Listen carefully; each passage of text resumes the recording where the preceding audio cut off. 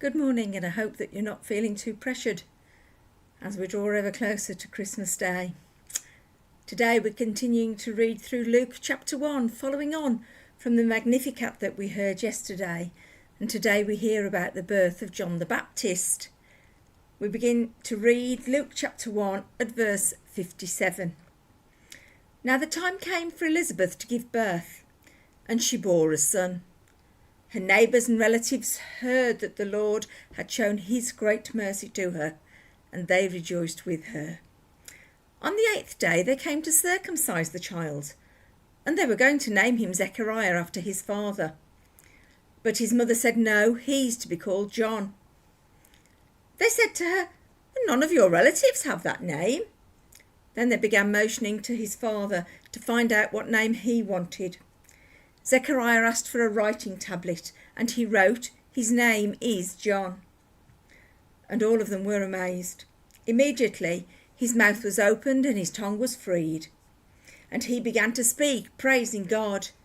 Fear came over all of the neighbours, and all these things were talked about throughout the hills of Judea. All who heard them pondered and said, "What then will this child become? For indeed, the hand of the Lord was with him." This is the word of the Lord. Thanks be to God. Perhaps we should begin today by putting this particular story into context. Elizabeth, as we know, was a cousin to Mary.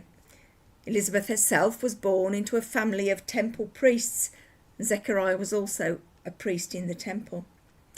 Both Elizabeth and Zechariah were described as godly people, and they'd prayed for a child throughout their lives, and yet here in their older age they remained childless. It was once when Zechariah was actually in the temple that an angel of the Lord came to him and spoke to him to say that he would indeed have a son. This son would have a particularly special role in life. He would be the child that would point towards the reality of who Christ was. And this child should be named John.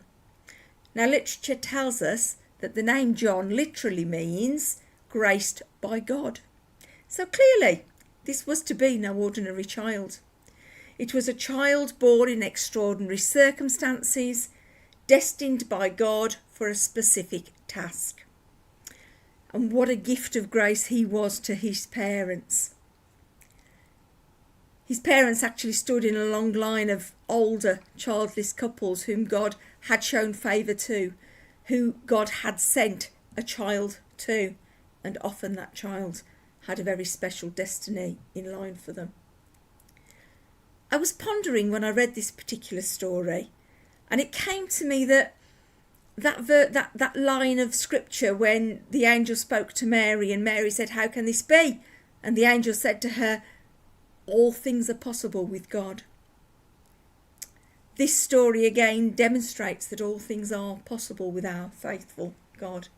And maybe there's a message in there for those of us who maybe are feeling anxious, or who've prayed endlessly and tirelessly for something or someone that's close to our heart. We need to trust that in God's time, when the time is just right, he will answer those prayers, because nothing is impossible with God. We read today about the rejoicing of the neighbours and friends at the birth of John.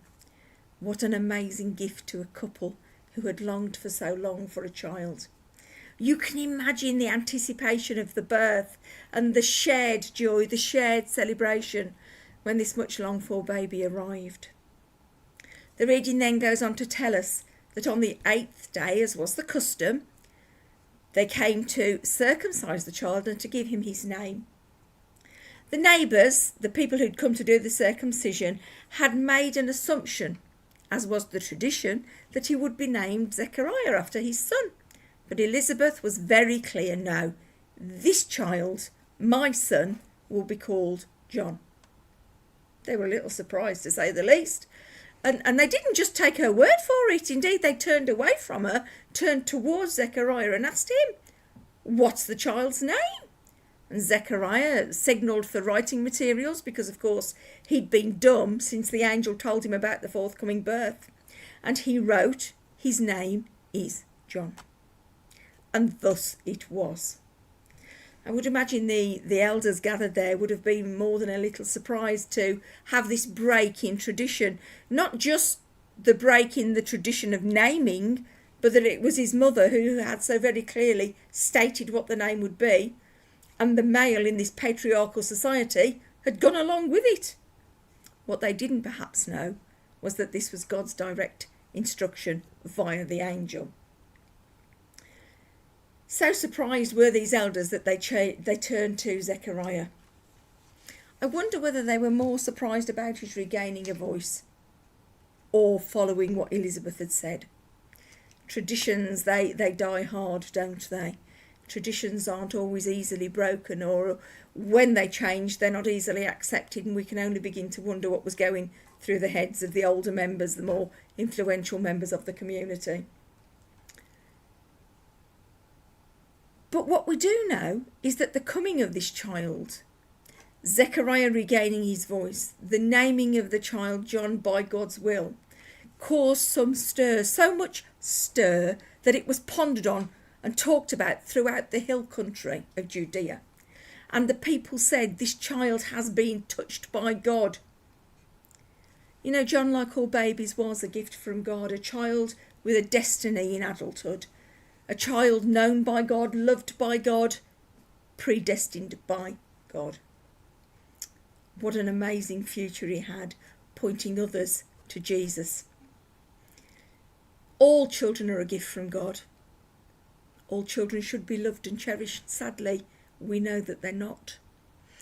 If you think about this, recently the news of little Arthur Lavinia Hughes, who died at the hands of his parents, the very people who should have been cherishing him, protecting him, feeding him and nurturing him. In African society, in the villages, tradition has it that a child is raised by a village, loved, cherished, guided by a village, an entire community. Wouldn't it be wonderful if our society today adopted those values, that we all looked out for all of the children, and when things weren't right, we all raised the alarm and stepped in to do our best. But let's remember too that you and I are children. We're children of God.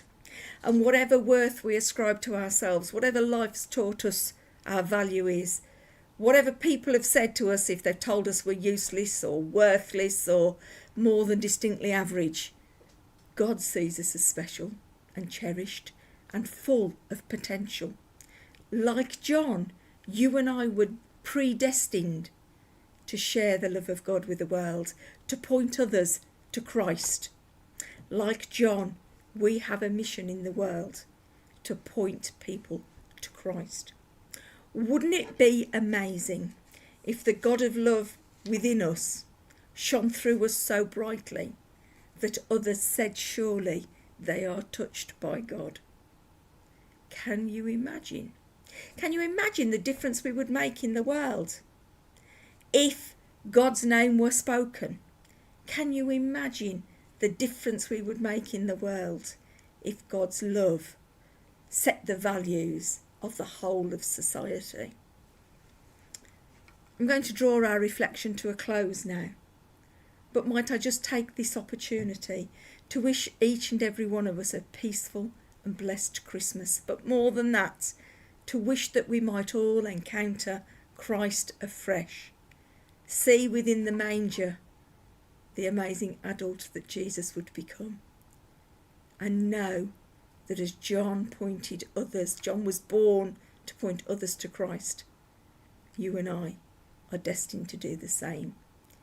Maybe we can ponder and pray on that this year as we work